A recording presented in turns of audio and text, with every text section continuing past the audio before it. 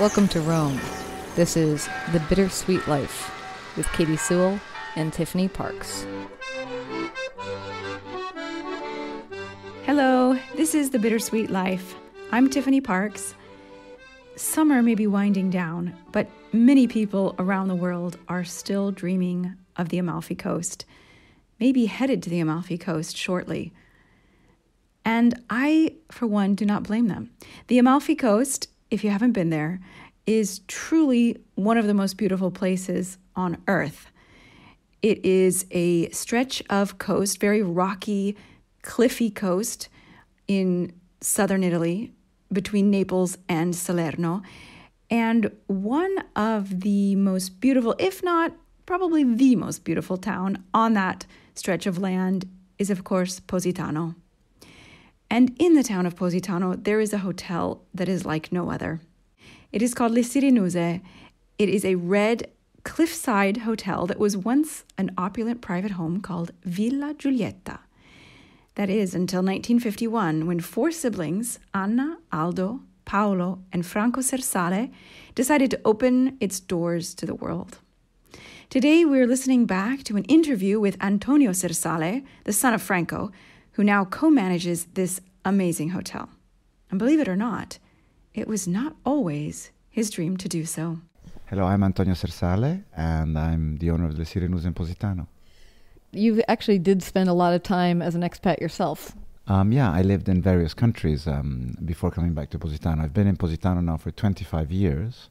Before that, I lived in England. I lived in Mexico. I lived for a brief period of time in Iran.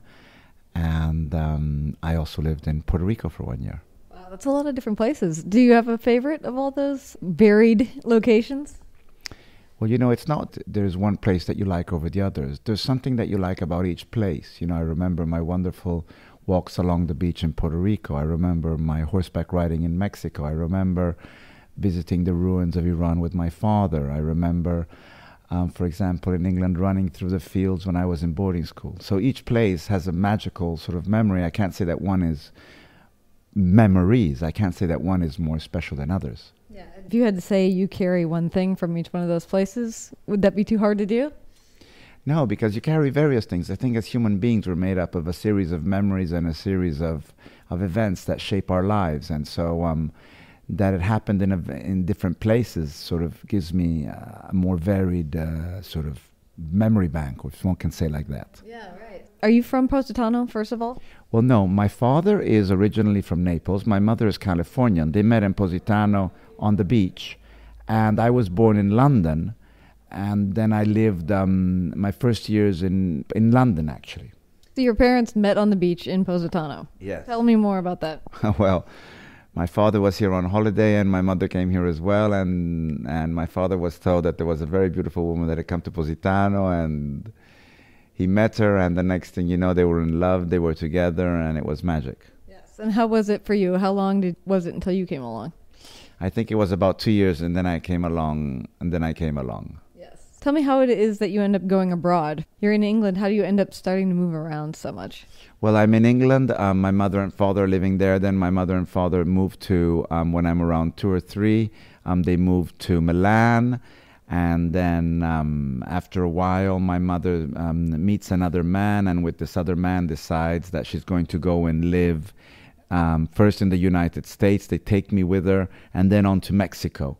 And so I'm at the age of 6, I find myself going to a little school in the village of Tasco Guerrero, which is a beautiful silver mining town with a beautiful Baroque architecture in between Mexico City and Acapulco.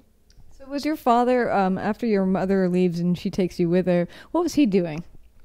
My father was actually working for an engineering company because he was living in Italy, and he was very sad because he was desperately wanting to be with me, and I was living with my mother, and it was very complicated.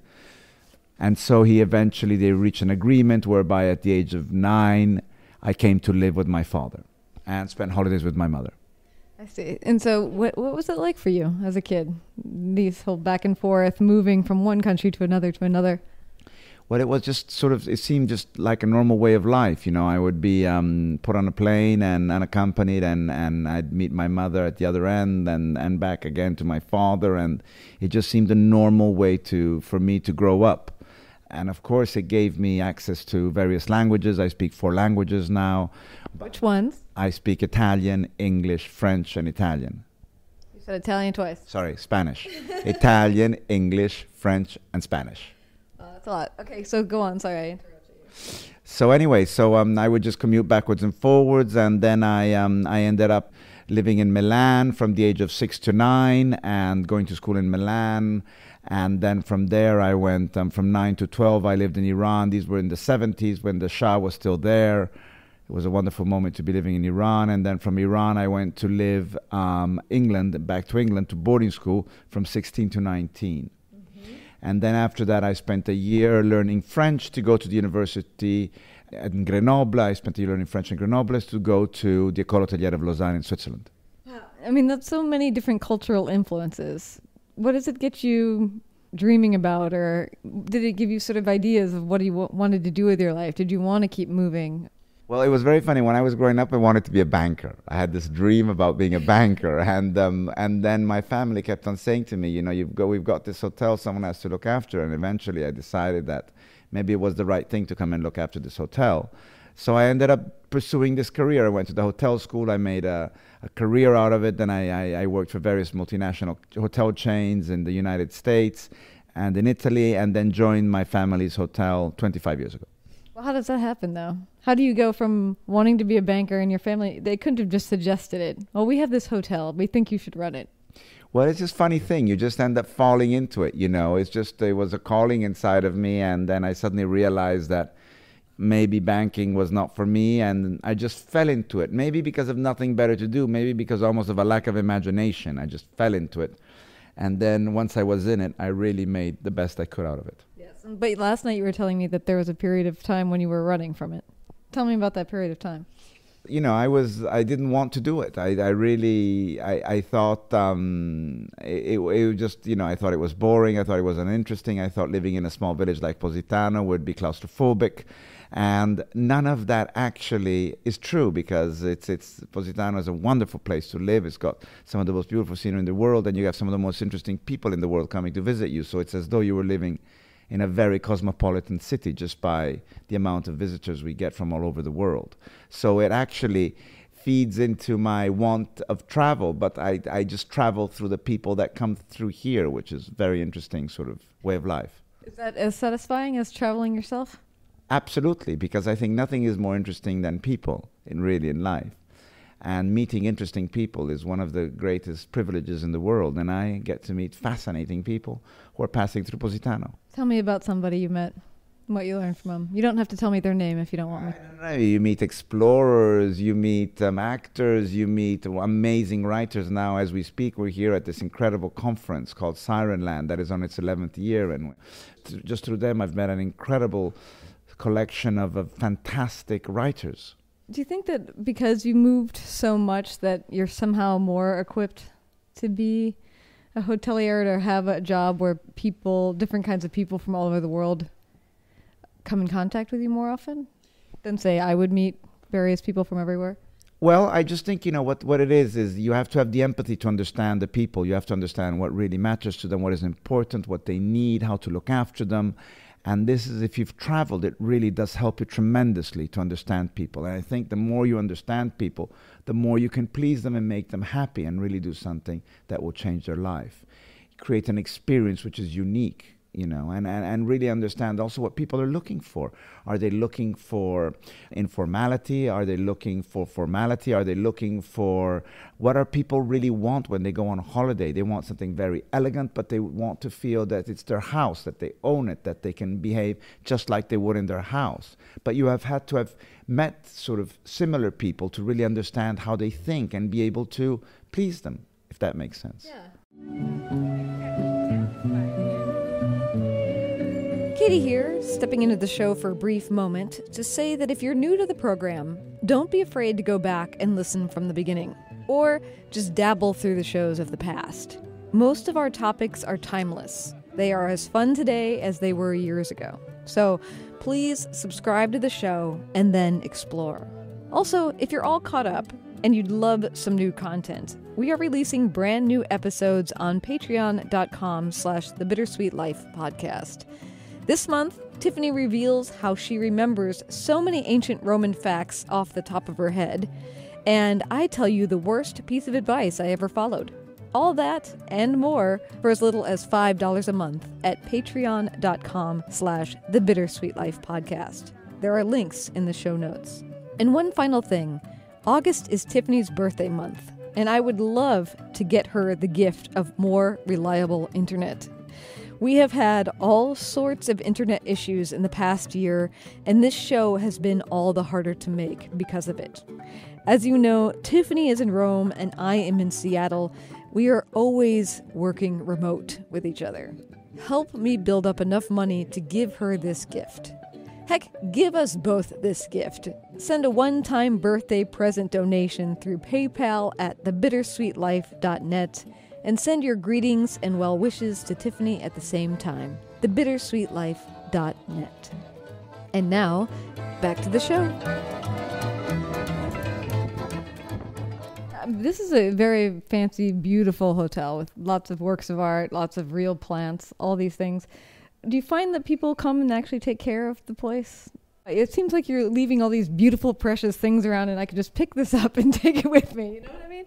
I know that's a risk, but I would say 99.9% of the people when they walk in here really appreciate it and actually are very nice and look after it as though it was their house. Yes, of course, there'll always be someone that is a bit more sloppy, but that's life, really. But you can't let that 1% taint you, and you can't let that 1% in any way discourage you from doing what you feel is right and what you think people will really appreciate and find beautiful. Well, I think what really makes this hotel more special than so many other places that all the people are from here. All the staff that collaborates here, that works here, are all local.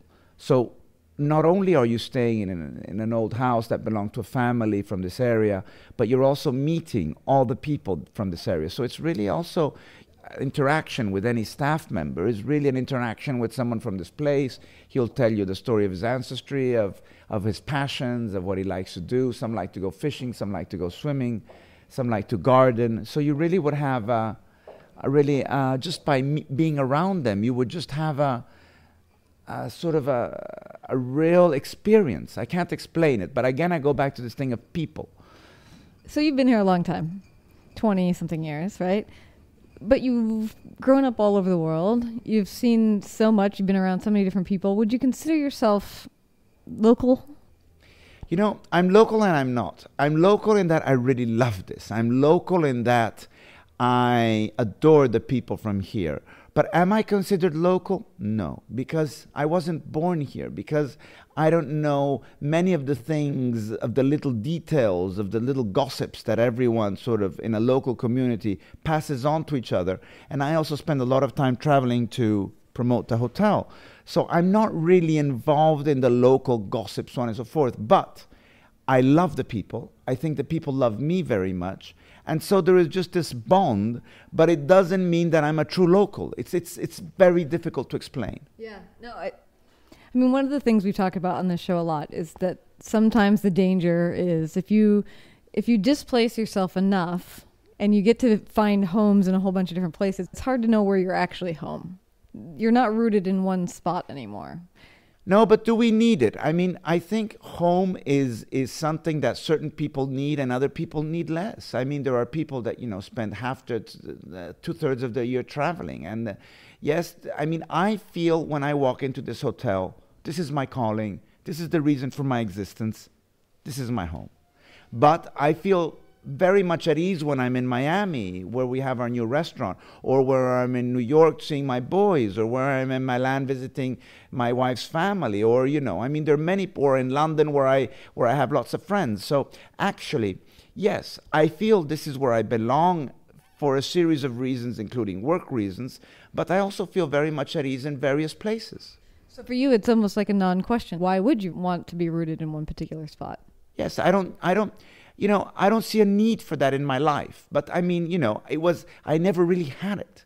So I'm not missing out on something that was a part of my life. If you've grown up somewhere all your life and all of a sudden you're displaced, it's a disastrous problem. I mean, when you see people that have had to leave their country as a result of a revolution, and you see this sadness, this sense of loss and abandonment, it's disastrous because they had a life that they're no longer allowed to go back to, you see. I never really had that. I was constantly moving, and by constantly moving, I never really had a sense of place in my existence, as many people have. Do you wish that you had? At times I do. It probably would have given me a bit more confidence. I have managed to find the confidence that has allowed me to become the man I am through other things, mostly through work and through a sense of purpose and through a sense of achievement of what I've done in this microcosm that I've created. In a totally different vein, since you deal with a lot of different tourists, and tourists sometimes have a terrible reputation, would you give any tips of how to be a better visitor to a place? What would you say? I believe that there is a difference between a traveler and a tourist. And I think we all have to strive to be travelers. I think travel is to dig deep, to take the time, to really want to know. So, to go to a place and really be curious, take your time to walk. Walking is one of the best ways of travel. So, I mean, when you're in a place, make sure you walk around. There's some lovely paths around Postiano you can walk up. You can rent a boat and go along the coast. And what I say is, sometimes less is more. We want to see too much, so we remain on the surface. I like travel to be slow, to be, to go to a place, spend a few days exploring, and really try to understand and enrich yourself through the experiences of the place, and then feel that you've actually achieved something. One thing people often fall into, I've noticed, I do it myself, is trying to compare one place to another. It's almost like you go, oh, well, I'm in Positano. I've been in Priano. This reminds me of Greece. This reminds me of this or that. Comparing it from one place to another. We all naturally do it. We all like to think, oh, it's not as nice as that. It's not as nice as this. It's not as good as that. It's, that one was better as this. We like to compare to also find a way of judging, of scale of 1 to 10, that place was 10, this place is 5, this place is 10, that place was 5. But I think at the end of the day, what you really have to do is you have to look at a place for what it is itself. You have to try and embrace it, love it, understand it, love the people, and through that feel that you've come away enriched and that your life is better because you've understood and you've seen how other people live and what matters to other people. And you see, when you are able to understand what matters to them, it's as though you enrich your life by expanding your horizons. Yeah. So no regrets ever that you didn't go into banking? None. None. I have no regrets. And actually, each day that passes, I'm happier to have chosen the profession I chose. I come to work every day, and I could not think of any place I'd rather be than here. The hotel business is something we all should look into, really, if it's as great as you say. I think it's fantastic, but yet the next day I speak to my wife's sister who's a doctor, and she would never be anything but a doctor. So I think one has to follow one's heart and really try and understand what one is good at and pursue it, because that's the only way that one will actually be successful, because the only way that you can be successful is to be doing from morning to night something that you truly enjoy. So you are fortunate if you manage to discover that. Did you try other things that didn't fit right? I did the odd job. I did little things, but it was always somehow tied into this, and I always somehow at the back of my mind knew that one day, sooner or later, this is where I'd end up. Support for the Bittersweet Life comes from Lugs, offering a full range of stylish footwear for the entire family.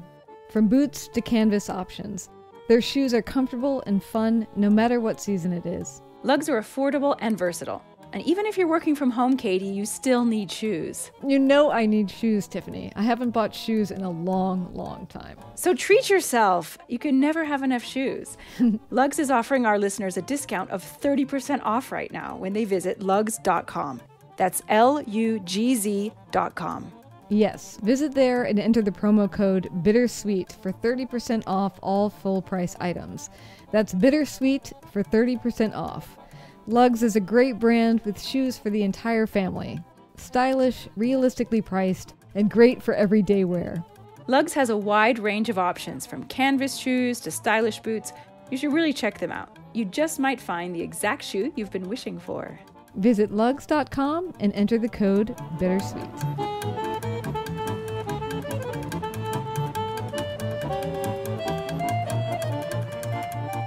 So that's Antonio Sersale from the Sirenuse Hotel in Positano. What did you think? I really enjoyed listening to him talk. Like, I feel like he's the type of person I could just listen to for a while. Yes, he's got a lot of magnetism, for sure. Yeah, I mean, I could even get that over the tape. And I have to be honest with you, after I listened to the interview, I had to Google him to see what he looked like. And? Did he look like what you thought? Pretty much. I knew he would be of a certain age, having been a young man in the 70s, as he says. But yeah, I mean, I don't know. He just seemed very fascinating to me. Yeah. It's so interesting when you listen to people on the radio, how sometimes you just need to know what they look like. Mm-hmm. I was asking you because oftentimes that's not what you actually expect the person to look like. Yeah, I mean, I knew, I imagined him as Italian and as of a certain age. And so I thought, now maybe he's like this really giant fat man, but I thought, nah, I just don't think so. Too much energy. So, I mean, one of the things that struck me about him, and because I spent some more time with him than we actually had time for when we did the interview, before we did the interview together, we had talked a lot about this idea of running from a job that you think that you're supposed to have. And when he was a younger man, he always knew that the family had this hotel that they were running in Positano, and for him he was thinking that's not for me. I don't want to be the person who has to run that hotel.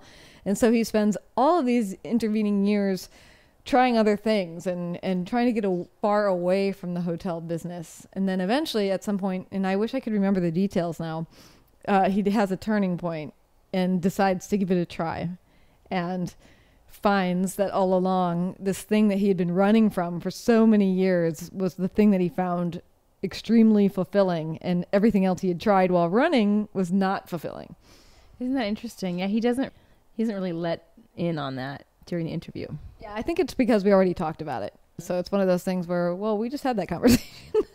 Yeah. Even though it was on a different day, yeah, we didn't quite get there. But what do you think of that notion? Was there ever anything that your parents perhaps really hoped that you would be? Well, I was very lucky that my parents really let me find my own way and didn't try to push me in any way. And I mean, I wanted to be an opera singer when I was a kid, which is, not exactly a secure path. But they were so supportive of that. So no, they wanted me to do what was going to make me happy. I was very lucky in that regard. What about yourself? I don't know that they had a particular profession that they wanted me to do, but I know that they wanted me to have a very steady employment. Not so much my father. My mother does listen to this podcast, but particularly her. I think she always felt much more secure when I had a job that seemed like it was a prominent job, like a job with a good company, something like that. When I got out of college, I was trying to make it as a freelance writer for a while, and that was a painful process where I was broke much of the time. And so when I did have jobs, like I briefly worked for Amazon.com, and I hated that job more than anything I have ever done in my entire life. And when I wanted to quit, my mother made a case for why I should keep it, because I think for her it was much better to know that I was working for a good company who was going to give me great benefits and I was going to be secure. Can I ask what you did for Amazon? I'm just out of curiosity. I don't think you've ever told me. Oh, I was a customer service representative. Ouch. On the phone and on email. Half the day on the phone, half the day on email. Ouch. I lasted for, let's see, I had to go through a month-long training session to get that job. So that I count that month as like the beginning of my purgatory. And then I quit the second week. Well, I quit long before this, but my last day was something like January 15th. When did you didn't say when you started. Oh, well, I went through the month-long training in September, and then I started in October, and I lasted until mid-January. Wow, that is short. But back to Antonio. Indeed. Yeah, I don't know what to say. I wonder if, the skeptical side of me says, well, maybe he's just the type of person who will find happiness in whatever he's doing. I mean, there are people like that. They say there's that old kind of corny expression, to be happy, don't do what you love what you do. right? Right. Yeah. Making the best of the situation, so to speak. Yeah. I mean, and that it could be that was the case. I mean, I wonder if the parents ran a little dingy 2.5 star in some truck stop town, if he would have felt the same about the hotel business, because there's the hotel business and then there's the hotel business. And if any of you guys have never heard of or had the fortune of staying at La Sirenuse, it's a different type of a place. It's one of those hotels, and I personally have never been there, but I have seen photos and films that take place there. But it's one of those types of places where, and he mentions this, important people come through those doors, and not necessarily just famous people, but people who are incredibly fascinating and have incredible stories. And I kind of like picture, I don't know, like the Hotel Budapest, film. And I'm like, this idea of running this place that's become iconic, and everyone who's anyone wants to go there at least once and to see it. And it's become almost a destination itself. And that is very, very different from just, giving somebody keys and telling them where the ice machine is. Right. There is no ice machine. Exactly. They probably cut it for you themselves. They chip it off of a block and they bring it to you on a platter. Yeah, it is an incredible place. And I think it does stand to reason that he might feel differently if it was a place that was just along a highway. You don't really have that as much in Italy, the hotels that are just along a highway, do you?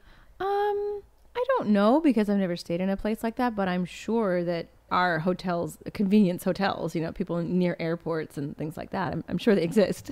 Well, I will say that his hotel is one of the most beautiful places I've ever seen. And I think part of that is because, well, it's Positano, so it's got an amazing view, for one. But it's also built out of an old manor house of a family that lived there a really long time ago. So it's got this very homey house type of feel to it. Mm-hmm. And I think that makes it comfortable in a different kind of way. Yes, some of those grand hotels, those large grand hotels, there is something very sterile about them that, is beautiful as they are and as luxurious as they are, that every room is exactly the same and there's not very much imagination there.